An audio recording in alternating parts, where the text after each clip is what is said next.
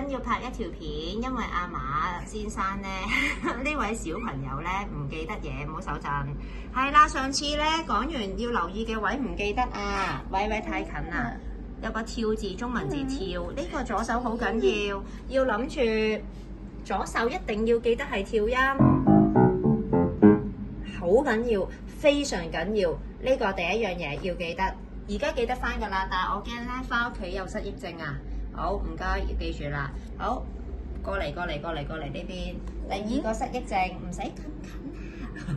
第一呢度粉紅色同藍色，好似爸爸媽媽講嘢，佢哋要出嚟嘅把聲，浩喺中間咧喺度扭啊食麥當勞咧，呢啲細聲嘅。好，唔該，安靜，聽住，唔好咁樣喎。嗱，咁係錯嘅。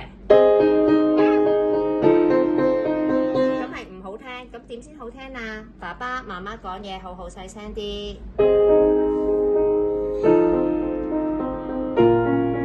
類似啦。跟住咧望一望份譜，我寫咗個字放，好用畫咗啲粉紅色，太近睇唔到啊。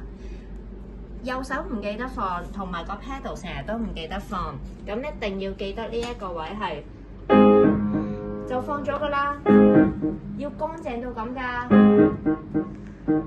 聽埋隻腳到啊！嗱，唔啱嘅係咁嘅，頭先好係咁嘅，喺度 enjoy 緊個 harmony。No， 人哋唔係要呢個聲，人哋係要靜晒。